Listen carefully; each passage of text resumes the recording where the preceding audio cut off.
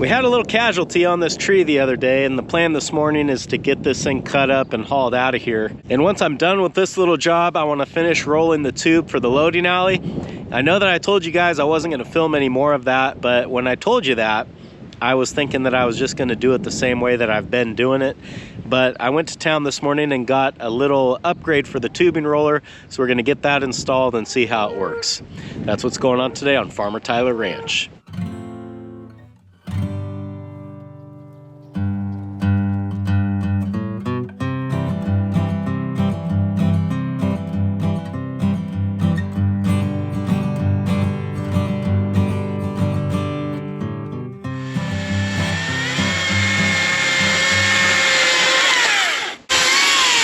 I think I've got this thing whittled down pretty good. The trouble of it is that, you know, this is the yard and the ground is soft, so I can't just pull the tractor right on out here and grab this limb and get it out. I'm gonna have to drag these pieces over to solid ground where I can load them onto the tractor and get them out of here. So it's gonna be more work than it would be if the ground was solid, but you know, that's just the way it goes. Just pause, good.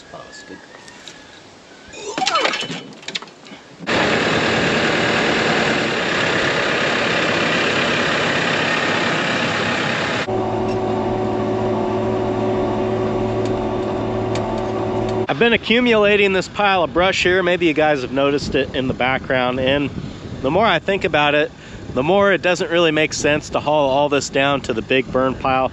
I think what I would rather do instead, and really the entire reason that I brought the LS down here to do this, is I want to try to push this entire pile kind of out here into the middle, and this will be a safe place to burn it.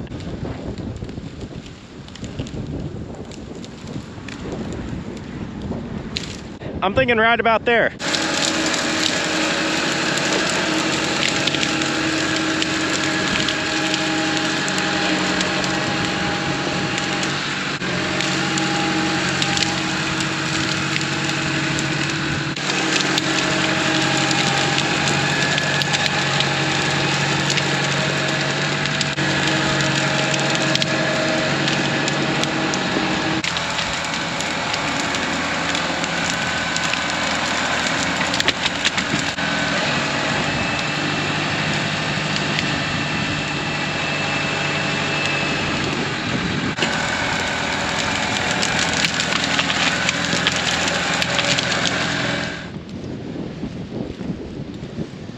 Well, the LS sure made short work of that pile.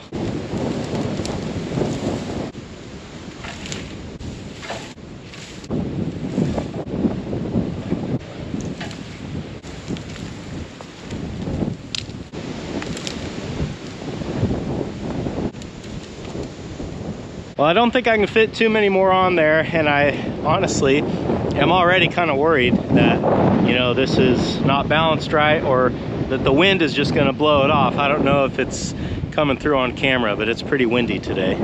So we'll try to dump it, and yeah, probably take a couple more loads like that.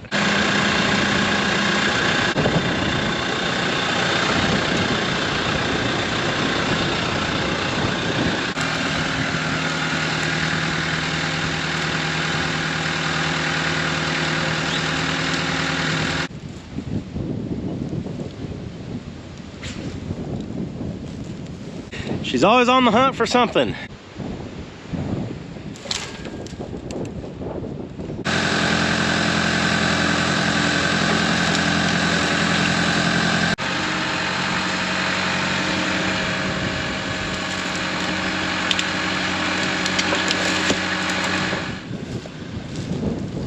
Well, that ended up being a lot bigger than I thought. Ought to make quite a fire. And doesn't that look better?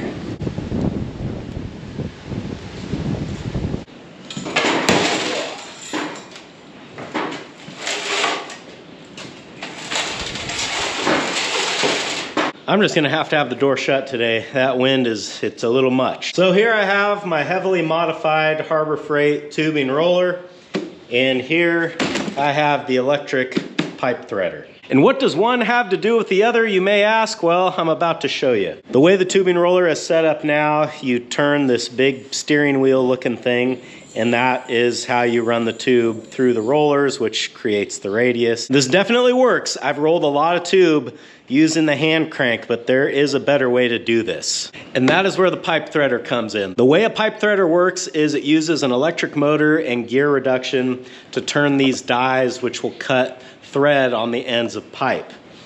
Now, we're not actually going to do that, but we are going to take advantage of the fact that a pipe threader is very strong and it turns very slowly. So what I'm going to do, and this is not an original idea, I saw this online, so I'm just copying people that have done this already. But we're going to take the 1/2 inch die and like thread it onto this shaft here and then weld it in place. Then I can put the electric pipe threader on that die and it'll turn that drive shaft nice and slow. It has forward and reverse, so it's going to be perfect for this application.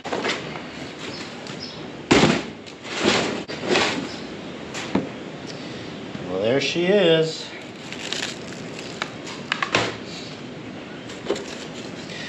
What's cool about this is now I have an electric pipe threader. If I ever want to thread a 3/4, 1 inch, or 1.25 inch pipe, I'll be able to do that pretty easily. But the 1/2 inch die is not going to be any good after I get done with it.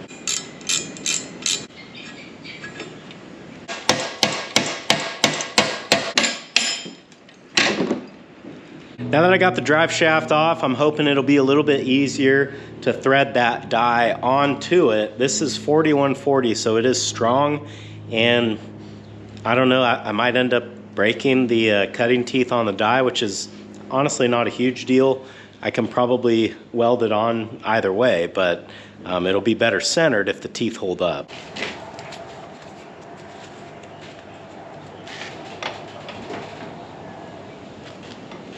It's a good reason to keep an old welding glove around.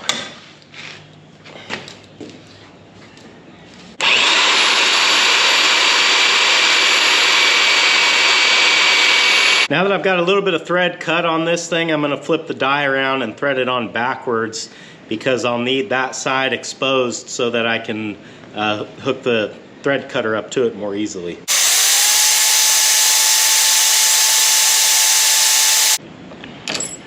I've got the die threaded onto the drive shafts maybe an inch or so. It's a little bit past the cutters. So now all I have to do is come in here with the MIG welder and just make some little tacks on the actual cutters so that this thing can't move anymore.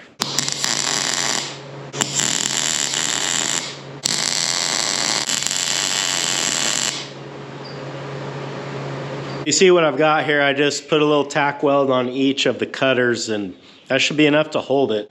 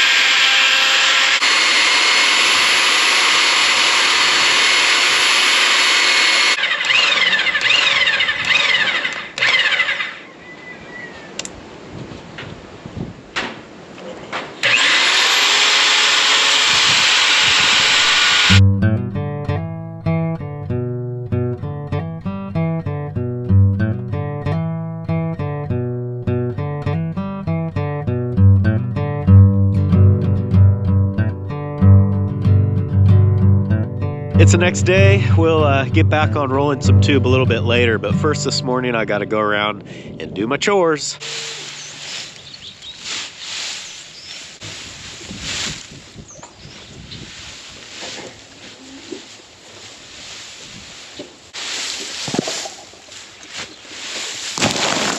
As you can see, I've still got the cows and the bulls locked up here in the big corral, and with calving season getting ever so close, I'm thinking that I really need to think about getting these cows out on pasture because I don't want them having their calves here in the corral. And I think today is the day that I want to do that. I see 3 or 4 of them that are bagging up and looking like they're getting real close. So I think we'll move them out today, but before I do that, I want to try to get them to eat as much of this hay as possible. Not only because I don't want it to sit here and spoil, but also because I don't want to put them out on that green grass with empty bellies. As you can probably imagine, fresh green spring grass is vastly different than the hay that they are eating. And if we send them out there with empty bellies, they're going to take their fill, and that can just kind of mess with their digestive system a little bit. I don't know the science behind it, but I know when you change a diet like that, you want to do it gradually, not all at once. I guess we're going to see the sun today after all. Oh man, that's solid. What the heck? Ugh. I might need to push this up with the tractor, boys. Oh, that's heavy. I admit it, I'm feeling like a wimp today. That hay is wet and it's still compacted. So what that means is that it's very heavy and I need to fire up the tractor and move some bales around anyway. So I think I'll just push that up with the tractor.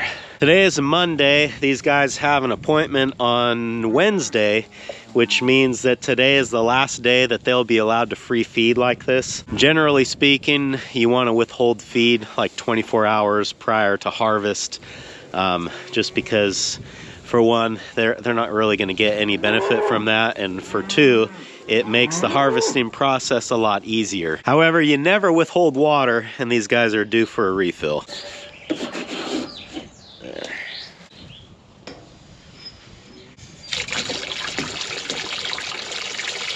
All right, we'll let that run while we're doing everything else and hope that I don't forget about it. Good morning. How have you done here? Littles has been doing awesome getting this grass mowed down. You can see how good of a job he's done in these areas. And then like over here, this is what everything would look like if he hadn't been through here. Moving his panels along at, space to space has actually been working really good. There are some spots here like where the equipment is where a hot wire will be better and what I eventually will do. But for now, I think we're just gonna stick with the calf tractor, I guess is what you call that. You can see in the next spot here that he's gonna go, there's this big old patch of clover, and I would sure hate for him to eat all of this and bloat. So I think what I'll do is I'll only give him like a half move this morning so that he can eat some of this, but not all of it, and then it should be all right.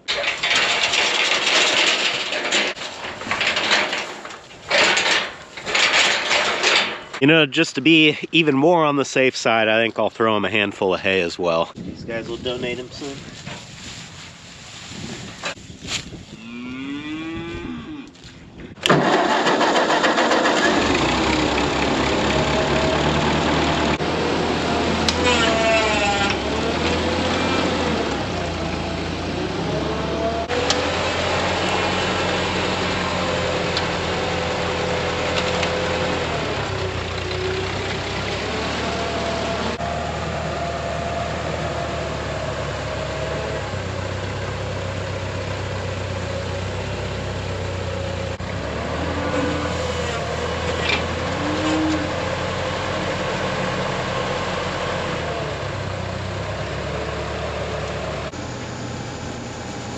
What's in there?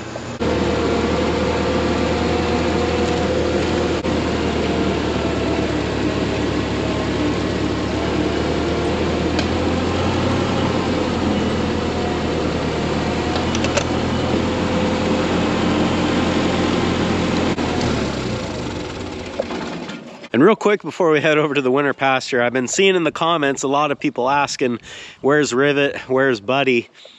And I think, people might be worried that something happened to him. Well, there's Rivet, and there's Buddy. There's a Bismarck bull calf, and there's the little boy peeking at us right over there. I keep the bulls and Buddy with the cows through the winter. Once the cows start having calves, we'll have to start making some changes. Not so much with Buddy. I'm not worried about him. He can't do any breeding. But I want to get the bulls out of the cows before they start cycling again. People say that the cows won't start cycling for 3 months after birth, and I've not found that to be the case. Oftentimes it can and does happen sooner than that. So I would say that after the first calf is born, I'm going to try to get those bulls out as soon as I can, but realistically I probably have a month at that point. And a month is being overly cautious. I probably have 2 months, honestly, but I know that I've definitely had cows breed back in 2 months post-birth, so we don't want that to happen until we want it to happen.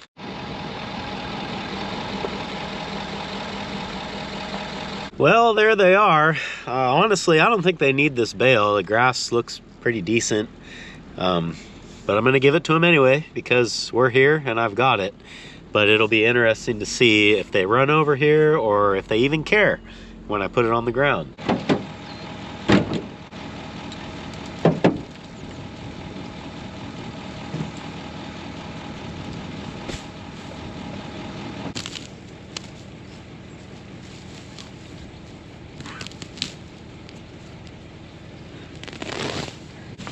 Hey, get out of the way! Look out!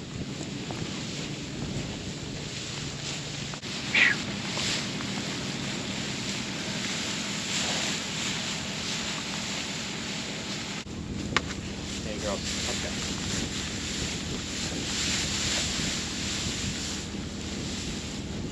Now, do you notice that? The mother and the new calf, she's hanging back. She's kind of telling that calf, don't come over here.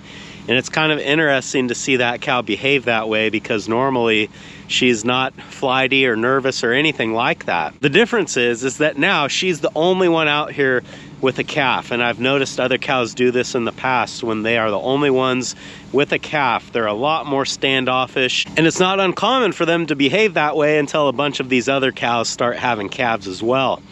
The only kind of reason for this that I can think of is that when you think about our relationship as a predator versus prey relationship, she knows that that calf is the most vulnerable animal out of the entire herd right now, so she does not want it getting near me. So I guess I better leave so she can come get something to eat. So we started driving out of here, and sure enough, here she comes.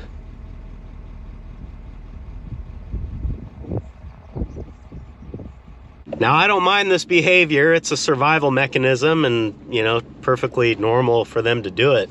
But what I don't like about it is that inadvertently, she's teaching that calf to be afraid of humans. And because it's a heifer, that calf is a good candidate for a replacement heifer because it'll be older, it's out of a good dam, and it's out of a good sire. But if it ends up being kind of loopy, then that'll be one that goes down the road. We're back here at the shop now, and I would like to get this tube finished up, and I'm actually almost done with it. I've got these two rolled out. They just need to be cut in half. One of these is for the inside curve, one is for the outside.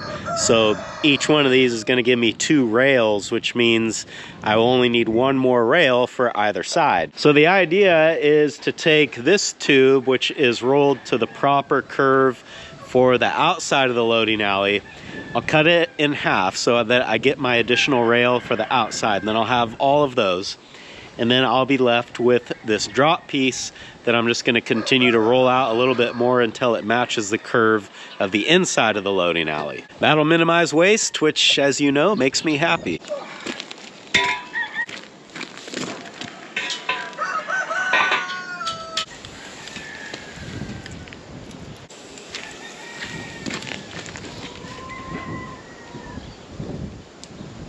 What I do to find the center on these long curved tubes is, since I know the tube started out as 20 feet long, but when you curve it, it kind of stretches it and changes that. I just measure 10 feet from either side and then make a mark, and then I measure in between those marks, and it just makes it a lot easier to find the center on a long, strangely shaped piece like this.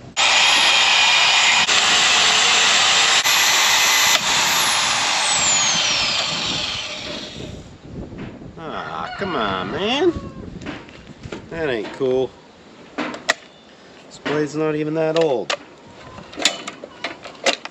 Good thing I keep a few extras around for just such an occurrence.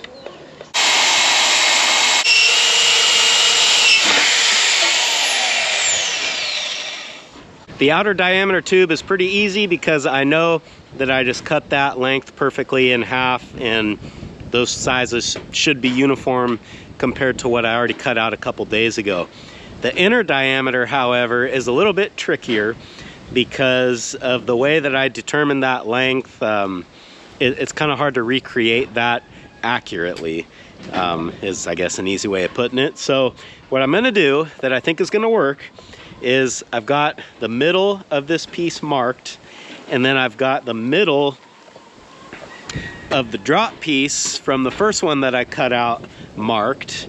So I should be able to just clamp this up and then make marks on this new tube, and they should be in the right spot. A lot of shoulds in that sentence, but I think it'll work.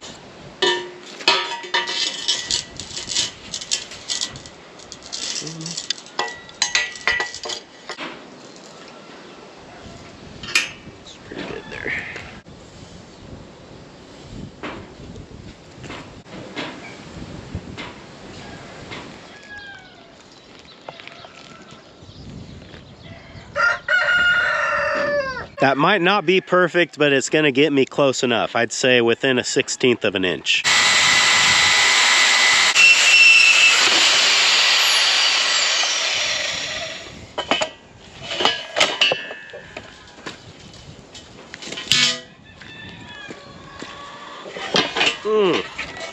Wonder how my blade broke.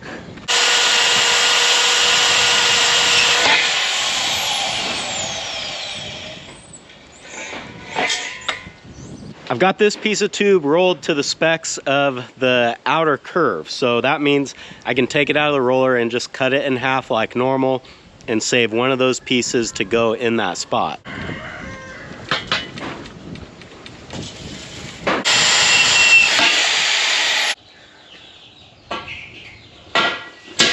I need to work fast. I see clouds coming and I hear thunder, so hopefully we don't get rained out.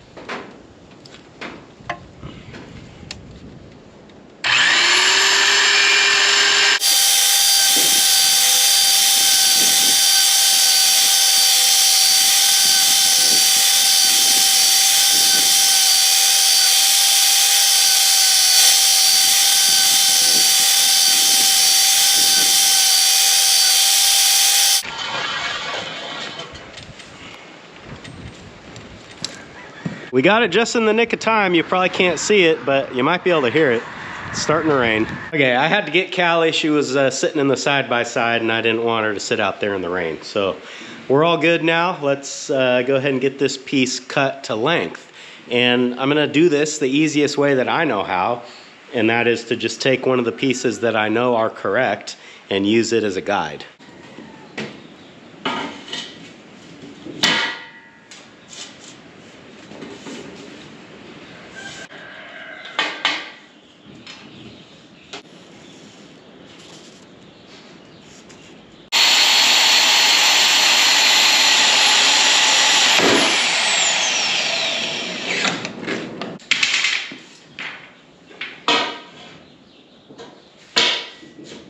This all came out really good. In fact, all it really needs now is notches on either end, and I think it's ready to go up.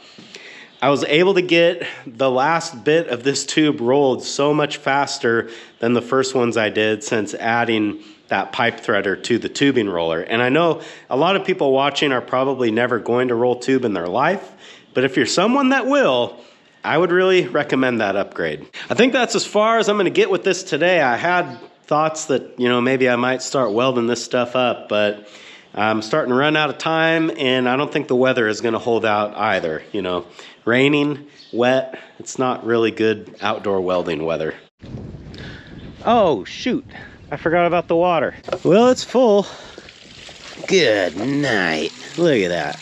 Well, this is not my finest moment. You know, I'd like to say I can't believe I did that, but I actually very much can believe I did it because I've done it before. Usually I don't forget about them for this long though.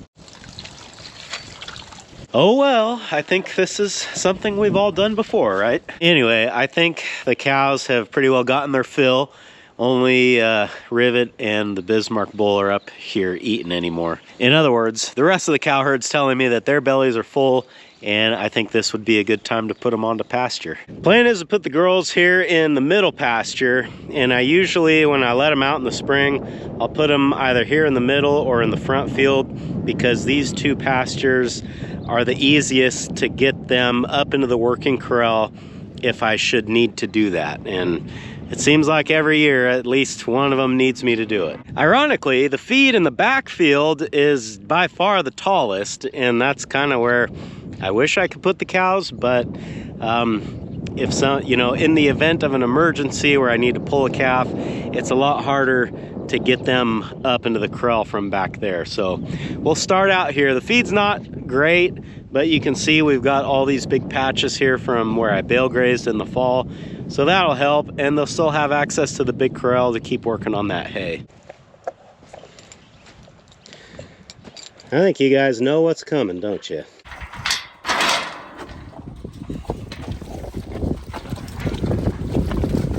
Oh, buddy, goodness.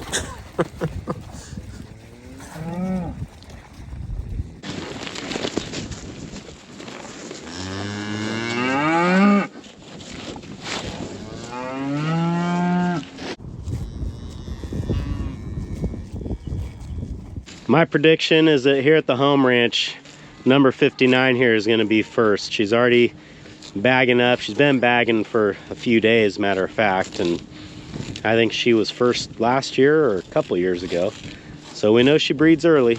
And this heifer, 2307, she's making a little bag, which, you know, for a mature cow, that'd be nothing, but for a first calf heifer, that's pretty significant.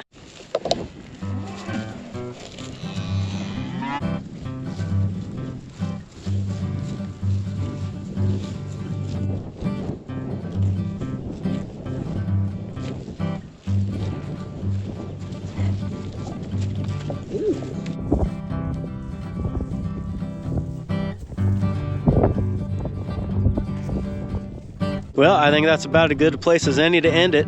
Thanks for hanging out with me today, guys, and I hope I'll see you again on Farmer Tyler Ranch.